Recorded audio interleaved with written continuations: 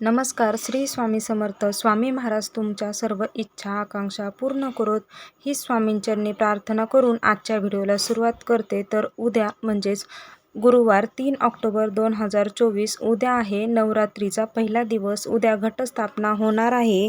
9 दिवस आपण या नवरात्रीच्या काळामध्ये दुर्गा मातेच्या 9 रूपांची पूजा करत असतो.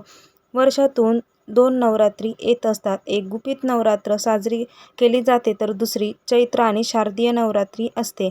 अश्विन महिन्यात येणाऱ्या नवरात्रीला शारदीय नवरात्री असे म्हटले जाते. दुर्गापूजनासाठी शारदीय नवरात्र सर्वश्रेष्ठ मानले गेले आहे. शारदीय नवरात्रीचे 9ही दिवस अत्यंत पवित्र आणि शुभ मानले गेले आहेत.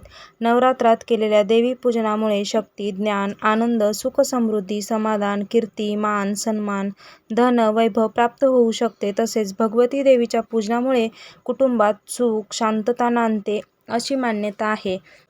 तसे तर आपल्या हिंदू धर्मामध्ये प्रत्येक दिवसाचे काही ना काही वेगळे महत्त्व आहे. प्रत्येक दिवस कोणत्या ना कोणत्या देवी देवतांना समर्पित आहे.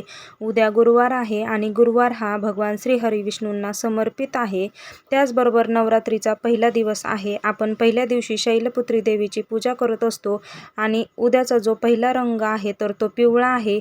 उद्या आपल्याला तुळशीला ही एक अशी वस्तू अर्पण करायची आहे. हा उपाय केल्यामुळे तुमचे 7 पिढ्यांचे दारिद्र्य नष्ट होईल, गरिबी संपेल, तुमच्या ज्या काही इच्छा आहेत त्या सर्व इच्छा पूर्ण होतील, तुम्हाला कधीही कोणतीही अडचण येणार नाही. असा हा अत्यंत प्रभावशाली उपाय आजच्या व्हिडिओमध्ये आपण पाहणार आहोत. त्यामुळे व्हिडिओ संपूर्ण पहा, अजिबात स्किप करू नका. त्याचबरोबर नवीन असाल तर चॅनेलला नक्की सबस्क्राईब करा. त्या शेजारी असलेले बेल आयकॉन देखील प्रेस करा. तर नवरात्रीचे 9 दिवसही दुर्गादेवीच्या विविध रूपांना समर्पित आहे. प्रत्येक दिवसाचे हे वेगवेगळे महत्त्व आहे. तर उद्या घटस्थापनेचा पहिला दिवस आहे. उद्या सकाळी आपल्याला लवकर उठायचं आहे, अंघोळ करायची आहे, पिवळे वस्त्र परिधान करायचे आहेत कारण उद्याचा कलर हा पिवळा आहे. जर तुमच्याकडे पिवळ्या कलरचे वस्त्रे नसतील तर तुम्ही दुसरे कोणतेही कपडे परिधान केले तरीही चालतील. त्यानंतर आपल्याला देवपूजा करायची आहे. देवपूजा झाल्यानंतर आपल्याला तुळशीला ही वस्तू अर्पण करायची आहे. हा उपाय देवपूजा झाल्यानंतर लगेच सकाळी करायचा आहे कारण सकाळची वेळ ही चांगली असते. आपण जे काही उपाय करत असतो ह्या वेळेला दैवी ज्या शक्ती असतात तर त्या संचारत असतात. आपण हे उपाय केल्यामुळे आपल्याला त्याचा फायदा होत असतो आणि आपले ते उपायाची आपल्याला फळप्राप्ती मिळत असते. तर आपल्याला काय करायचं आहे, स्वच्छ पाण्याने भरलेला एक तांब्या घ्यायचा आहे. त्यामध्ये पूर्ण भरून पाणी घ्यायचं आहे. त्यामध्ये आपल्याला थोडीशी हळद टाकायची आहे. हळद ही माता लक्ष्मीला, भगवान विष्णूंना अत्यंत प्रिय आहे. त्यामुळे त्याच्यामध्ये चिमूटभर हळद टाकायची आहे. त्यानंतर थोडंसं कच्चं दूध टाकायचं आहे, गुळाचा खडा टाकायचा आहे आणि हे जे पाणी आहे तर ते आपल्याला तुळशीला अर्पण करायचं आहे. हे पाणी अर्पण करत असताना आपल्याला तुळशीला एक मंत्र बोलायचा आहे. तर ओम नमो भगवते वासुदेवाय नमः या मंत्राचा जप करायचा आहे. त्यानंतर आपल्याला तुळशीला 11 प्रदक्षिणा मारायच्या आहेत. तर अत्यंत प्रभावशाली असा हा उपाय आहे. हा उपाय केल्यामुळे तुमचे जे काही आर्थिक संकटे आहेत ते दूर होतील. तुमचे 7 पिढ्यांचे दारिद्र्य आहे ते दूर होईल. तुमच्या कामात तुम्हाला यश मिळेल. तुमचे ज्या काही अडचणी आहेत त्या सर्व अडचणी दूर होऊन दारिद्र्य दूर होईल. असा हा अत्यंत प्रभावशाली उपाय आहे. त्याचबरोबर तिन्ही सांजेला लक्ष्मी ही नवरात्रीमध्ये आपल्याकडे येत असते.